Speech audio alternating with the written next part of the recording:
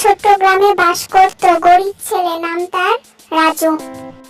রাজুর মা বাবা অনেক আগেই মারা গেছেন, তাই সে তার বৃদ্ধ ঠাকুমার সঙ্গে থাকত।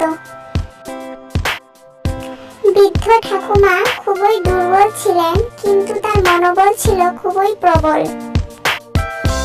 রাজু ছোট থেকেই খুব কষ্ট করে বড় হয়েছে। সে দিনরাত কাজ করত যাতে তার ঠাকুমার চিকিৎসার জন্য কিছু টাকা জমাতে পারে। তবুও রাজু কখনো হাল ছাড়েনি, কারণ তার ঠাকুমার কাছে সে শিখেছে জীবন যতই কঠিন হোক হার মানতে নেই। রাজু এইভাবে রোজ দিন কাজে যেত এবং বাড়িতে ফিরে আসতো।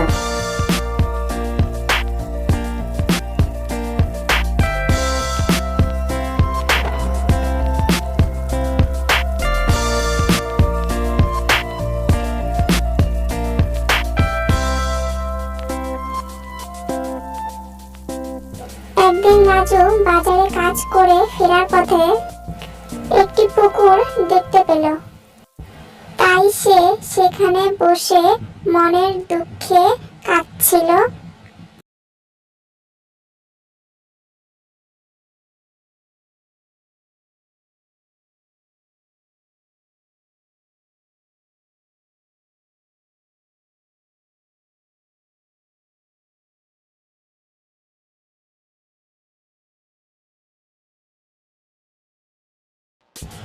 একজন বৃদ্ধ মানুষ তাকে লক্ষ্য করল এবং তার কান্নার কারণ সে জানতে চাইল।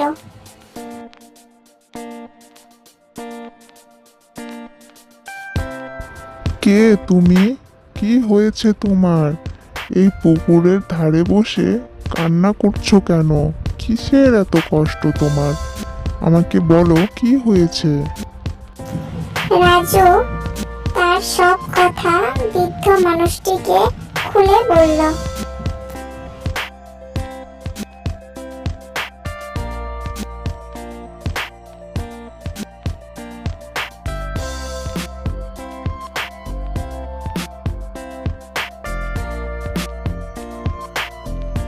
বৃদ্ধ মানুষটি তখন রাজুকে বললেন, এই পুকুরের তলায় একটি সোনার হাঁস আছে।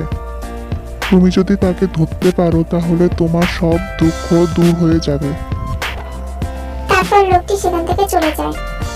রাজু অবাক হয়ে ভাবলো, এ কি করে সম্ভব। তবুও সে সিদ্ধান্ত নিল চেষ্টা করে দেখবে।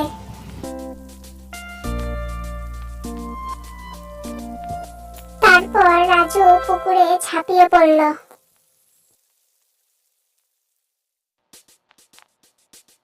অনেক খোঁজাখুঁজির পর সত্যি একটি সোনার হাঁস খুঁজে পেল।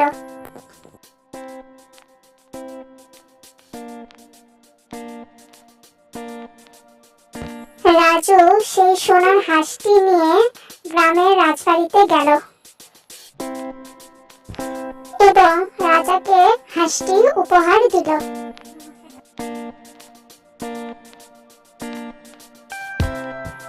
রাজা খুশি হয়ে রাজুকে প্রচুর অর্থ এবং উপহার দিল।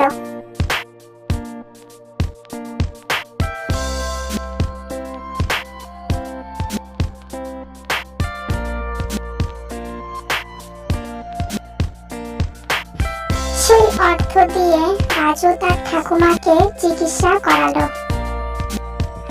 এবং তাদের জীবনের সমস্ত কষ্ট দূর হয়ে গেল। তারপর রাজু তার ঠাকুমার সাথে সুখে শান্তিতে বসবাস করতে লাগলেন। রাজু বুঝতে পারল জীবনে কখনো হাল ছাড়লে চলবে না, কারণ ভাগ্য পরিবর্তনের সুযোগ যে কোনো সময়ে আসতে পারে। এইভাবে ঠাকুমা রাজুকে শেখালো কঠোর পরিশ্রমের ফলে জীবনের সকল কষ্ট দূর করা সম্ভব।